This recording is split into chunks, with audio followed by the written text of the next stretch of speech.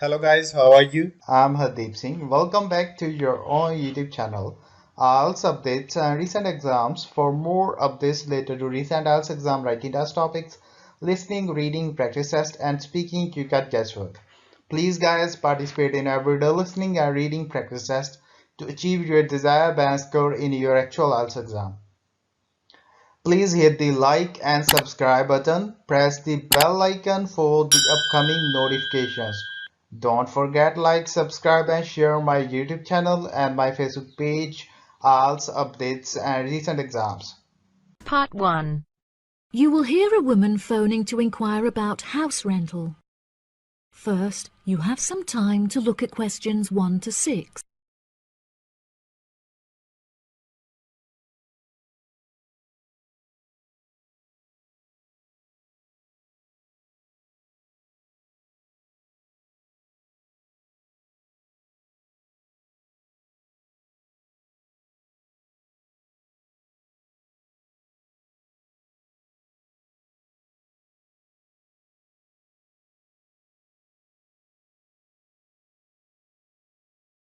Hello.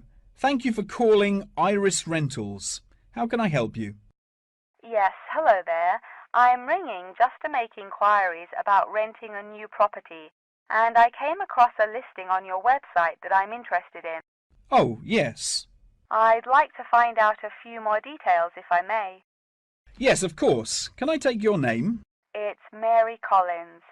OK, Mary. I'm just searching our system for the property details. Is there any information in particular that you were wanting? Does the house have a gym? No, the house doesn't have a gym. However, the house has a large swimming pool, which will be great for exercise and really refreshing during the summer. Oh, wow. That sounds lovely. What is the general layout of the house?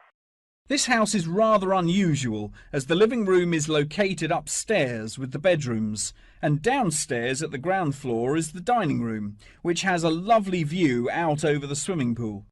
Does the house come with a car parking space on the street? Oh, there's no need for that. The house comes with a big garage where you can park your cars, and there's also a lot of room for storage. It's attached to the house through a door in the kitchen. Oh, that's perfect. It'll make it far easier to carry my food shopping into the house. Oh yes, absolutely. You actually don't even need to take your car to do the shopping, as the local supermarket is just down the street. You can walk the distance easily. Really? How convenient. Is there anywhere near to the house where I can take my children to play? Unfortunately, there aren't any playgrounds nearby, but there is a park near the supermarket that would be great for taking your children for a walk. It would also be a great place for you to meet your neighbours. Yes, that's true. I love taking long walks in the park. I'm sure there will be a playground at the local school anyway. Yes, absolutely. The community has its own primary school, and there is a secondary school in the neighbouring community, so there are plenty of resources nearby for your children's education. Before you hear the rest of the conversation, you have some time to look at questions 7 to 10.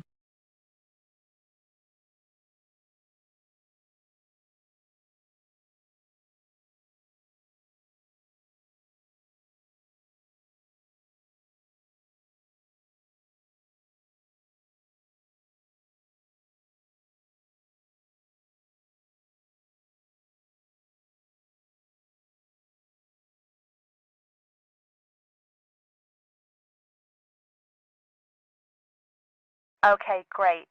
What are the rental costs for the property? The monthly rent is $980, which is very reasonable considering the size of the house and the amenities that it has to offer.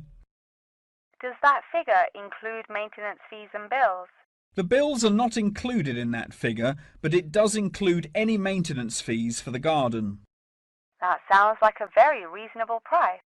We were hoping to move on the 20th of April. Will the house be vacant for that date?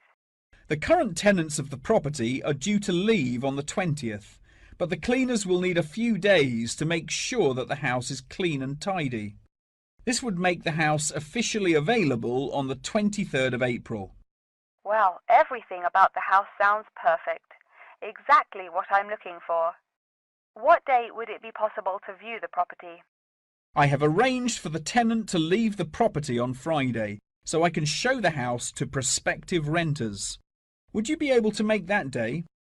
Yes, I'm sure I could come on my lunch break. Would 1 o'clock be okay? I'm afraid that I have a meeting at 12:30, so I won't be able to make that time. I have available appointments at 10:15 and 3. Okay. In that case, can we schedule the appointment for 10:15? No problem. I'll book it into my schedule. If you wouldn't mind arriving 5 minutes early, that would be great, just so we can get started on time. Sure. What is the address? The postcode is GA5 8ER, and the house is number 8 on Spring Street. It's the second right off of Bath Street. Okay, that's great. Do you have any more questions? Nope. Thank you for your help. No problem. See you on Friday. Bye. That is the end of part 1. You now have half a minute to check your answers.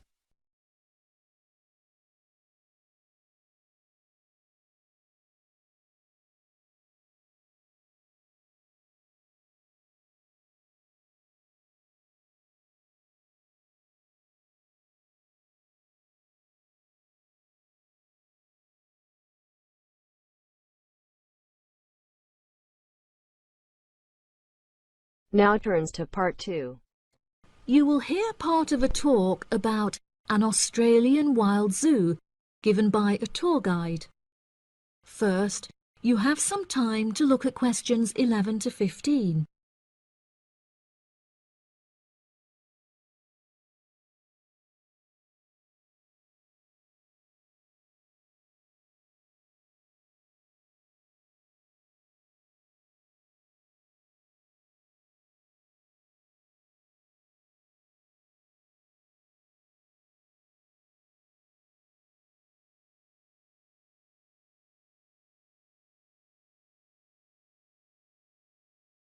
Good morning everybody and welcome to the Australian Wild Zoo.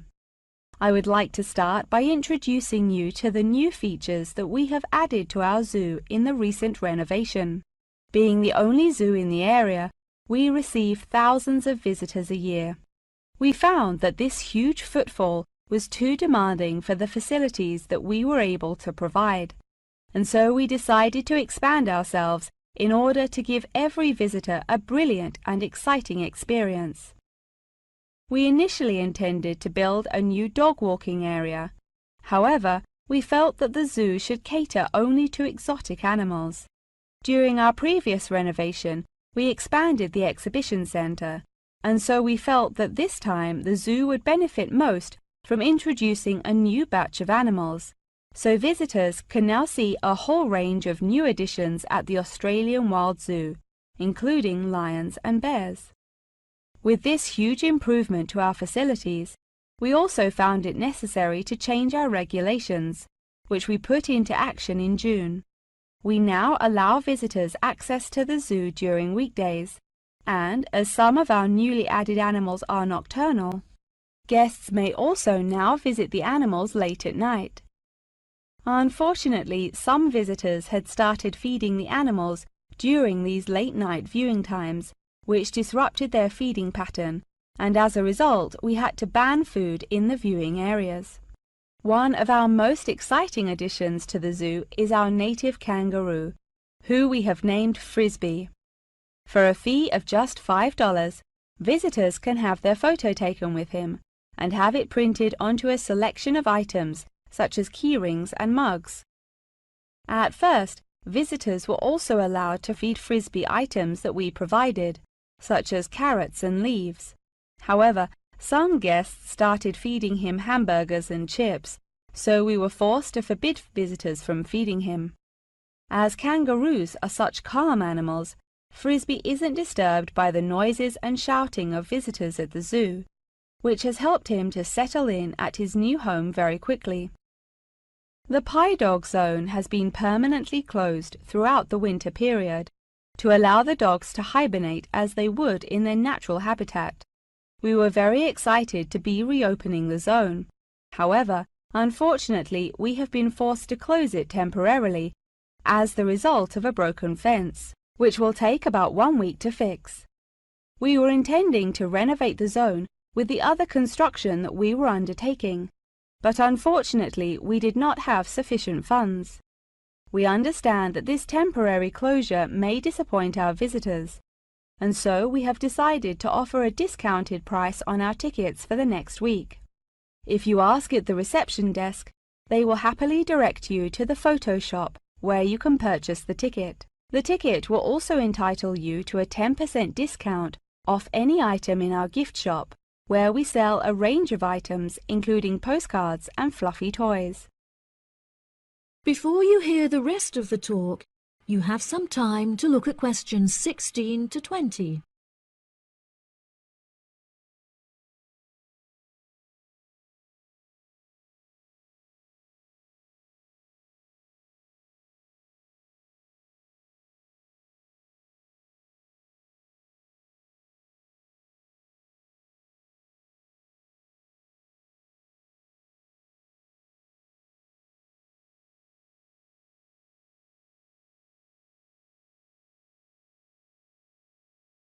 Now, we're currently standing at the gate, which is marked with the arrow on the map. Now, if any of you need to visit the toilets before we get started, they're right here to our left. Out to the east, just across the grass, there is the bird hide, where we have over 100 species of birds for you to watch. We even have an interactive zone, where you can feed them with seed and take photographs with our parrots. What a great souvenir to remember your trip! And up the path to the north, if you look in front of you now, there is the pie dog zone. Although it is closed, if any of the dogs are playing outside, you will be able to see them through the fence. And then let's pass by the refuge. This area is a sheltered part for Brolga watchers, who can use it to spy through binoculars. And after that, I suggest that you all visit the rest area for some cold drinks and snacks, as it is very hot outside. It is just at the northwest corner of the zoo. After that, you could cut across the path to the large rectangular hut, where you will be able to see our new edition of fierce lions. The mother has just had cubs, so it is really quite a rare thing to see. And around to the west, for those of you who want to visit Frisbee, our native kangaroo, he is in the circular-shaped hut just up the path to the left. Don't forget to have your photo taken with him. Now, as I mentioned before, you can purchase your discounted tickets at the photo shop, and this is also where you will come to collect any photos you have had taken at the zoo during your visit. The photo shop is located at the southwest corner of the zoo. Okay, ladies and gentlemen, enjoy your visit. That is the end of part 2. You now have half a minute to check your answers.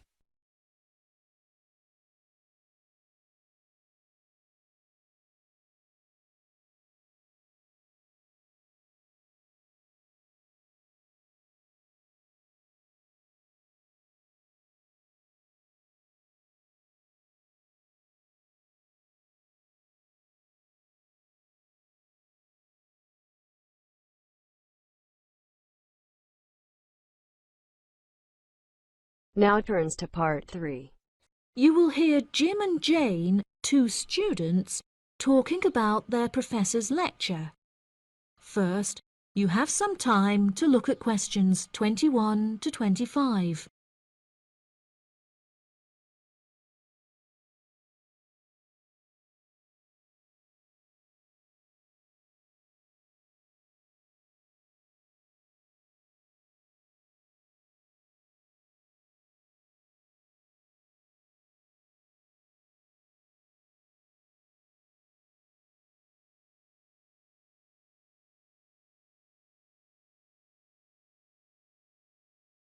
Jane, what did you think of Professor Morgan's lecture?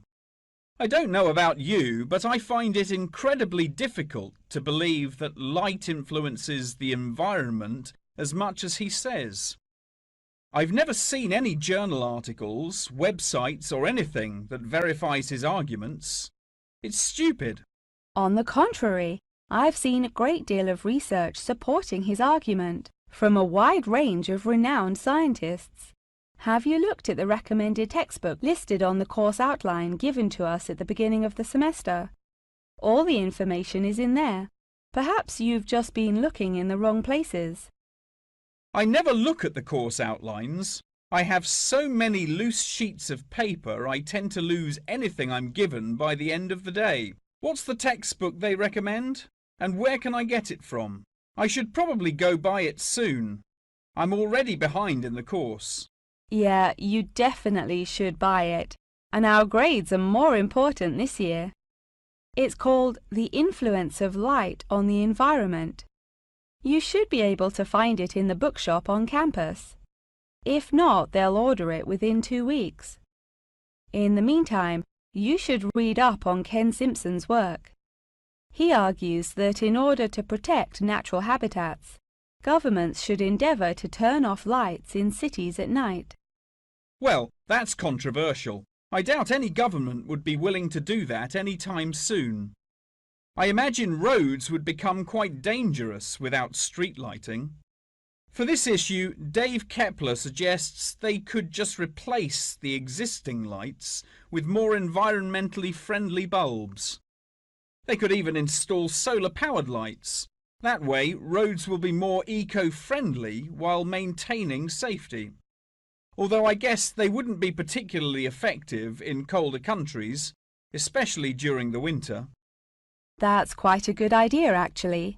The price of solar power is supposed to be on par with electricity within the next few decades, and it was on the news this morning.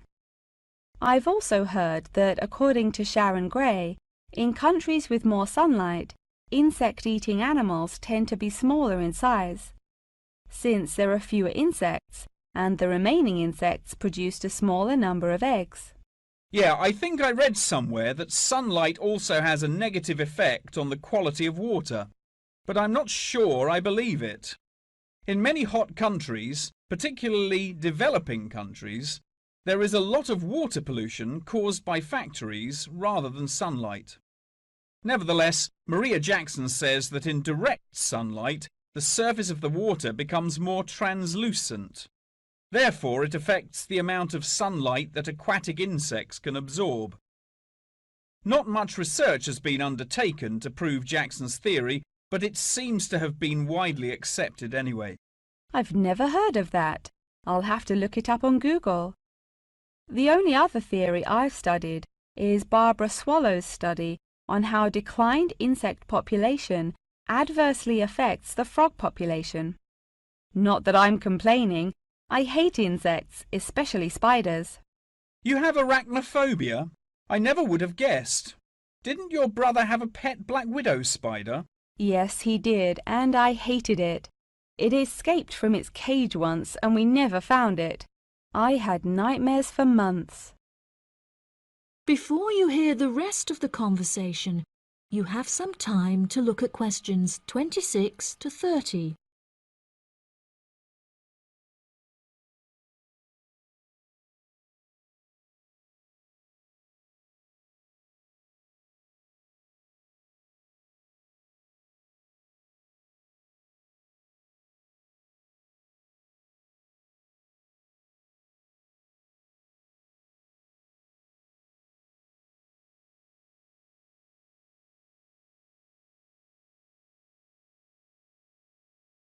Okay, now I'm getting goosebumps. Let's change the subject. What's your stance on natural and artificial light? Honestly, I'm not sure it makes much difference which one you use. Species will die out either way. I think the real argument we should consider is global warming and protection or replacement of finite fuels. Solar power provides us with an incredible opportunity to replace electricity, and governments should definitely increase spending on research in this field. The theories discussed in our lectures, like Simpson's and Gray's, are so vague and lack proof, so I don't understand why we even study them. I see what you mean. I don't like learning unsupported theories for exams, and I'd rather spend my time learning something else. For example, I'd be much more interested in studying the animals in safari parks than researching migratory birds, particularly the effect of tourists on the quality of life of animals. As we know, every year thousands of visitors will drive in their own vehicles or ride in vehicles provided by the facility to observe freely roaming animals. Yeah, that would be really interesting. Especially those animals living in more tropical countries like Borneo. Following on from that, I want to study how bringing animals over from foreign countries to put in our zoos affects their life expectancy. For example, do you remember when China sent pandas to Edinburgh Zoo? Apparently, one of the pandas became depressed, but it was never explained why. To me, obviously, you can't take an animal out of its natural habitat and put it in a cage on the other side of the world. It just doesn't work. That is the end of part 3. You now have half a minute to check your answers.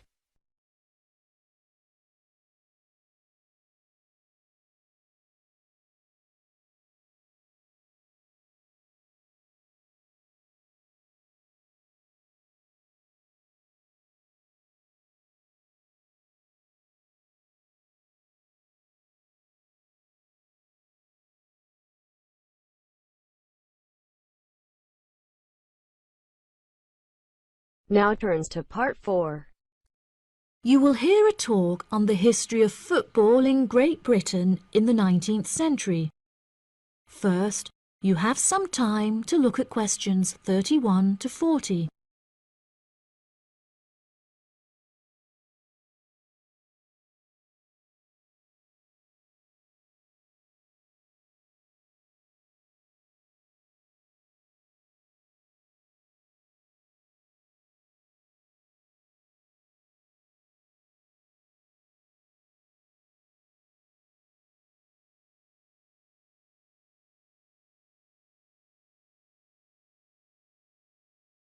Great Britain is often hailed as the home of football, with talented players travelling from far and wide to play for teams in the English Premier League, one of the most popular football leagues on the planet. Today we are going to take a look back to the 19th century Great Britain, in an attempt to trace the evolution of the beautiful game, as it is now known. Prior to the 19th century, the game featured a wide variety of local and regional adaptations, which were later smartened up and made more uniform to create our modern-day sports of association football, rugby football, and Ireland's Gaelic football. Even up to the mid-19th century, Shrovetide football, or mob football, was still widely practiced. According to the rules of mob football, there were no rules. A player could legally use any means whatsoever to obtain the ball, such as kicking, punching, biting, and gouging, with the only exceptions being murder and manslaughter. These games may be regarded as the ancestors of modern codes of football, and by comparison with later models of football, they were chaotic and had few cooperation. Towards the latter end of the 19th century, and moving into the early part of the 20th century, however, there appeared a newfound emphasis on moral values in football. Perhaps a more modern example of this can be seen in John Terry's suspension as England captain, following reports of his infidelity to his wife. Furthermore, as mob football died away, there grew a greater concern for players' health and general well-being, with many clubs affording their top players access to frequent medical checkups and treatment. Despite the presence of Great Britain's unique state-funded National Health Service, football clubs are still seen today providing team members with state-of-the-art healthcare facilities, with the top clubs even housing their own specialist doctors and physicians. Today, football is a key feature of school children's day-to-day education, particularly for boys. With the help of football associations, All schools in the UK are boasting their own football teams. This mainly comes as a result of pressure put on schools and the government by concerned parents, who felt that football education taught their children valuable lessons and indeed vital life skills such as teamwork and a drive to succeed. Nowadays, many of the UK's top football clubs provide training facilities and outreach programs in an attempt to educate the nation's aspiring youths. As I previously mentioned, it was only during the 19th century that football in its uniform concept truly began to emerge, with footballers previously playing according to their own versions of the rules. However, it was not until the early 20th century that different players actually began to play according to these standardized rules. Prior to the 19th century, football was played by all the major English public schools, including the likes of Eton College, Winchester College, and Harrow. In 1848, there was a meeting at Cambridge University in an attempt to lay down the laws of football. Present at the meeting were representatives of each of these major public schools, whom each brought a copy of the rules enforced by their own individual school's rules of football. The result of the meeting was what is now known as the Cambridge Rules, thereby uniting the rules from across the country into one simple document. However, the Cambridge Rules were not liked by all, and a new set of rules, Thring's Rules, compounded in the book The Simplest Game, became commonplace among dissenters. Across the country, improvements in infrastructure and public transport had a knock-on effect of dramatically increasing attendance to football games. Football quickly became a social event where spectators would meet friends, drink tea, and chat about the good old days. As football became more and more popular, it was decided that more money should be invested in maintaining the quality of pitches, amongst other things, and there was even talk of installing seating for spectators. However, the question of who was to foot the bill quickly became a divisive issue, with many believing that the government should fund football's development as a national sport. But in the end, the onus fell upon Britain's local and regional football clubs for the funding and development of the Football Association. They became responsible for the upkeep of football grounds, began to pay their best players a small salary, and organised competitions against other local and regional teams. And there began England's Football Association, or the FA, as we know it in its current form, the governing body of football in England. As the FA continued to grow and accumulate greater wealth, it was able to attract more and more talented young men from across the country, before finally accepting professional talent in the early 20th century. Today, football is played at a professional level all over the world. Millions of people regularly go to football stadiums to follow their favourite teams, while billions more watch the game on television or on the internet. That is the end of part 4. You now have half a minute to check your answers. So guys, don't forget like, subscribe and share my YouTube channel and my Facebook page, IELTS updates and recent exams. For more updates related to recent IELTS exam writing test topics, listening, reading, practice test and speaking, you got guesswork. Please guys, participate in everyday new IELTS listening and reading practice tests to achieve your desired band score in your actual IELTS exam. For more IELTS material, visit my official website www.ieltsupdatesandrecentexams.com. The link is given below in the description. If you need PDF files of latest IELTS material, then please join my Telegram channel. So guys, please write your score below the comment section. Again, thanks for listening. God bless you all guys. Stay tuned, stay safe.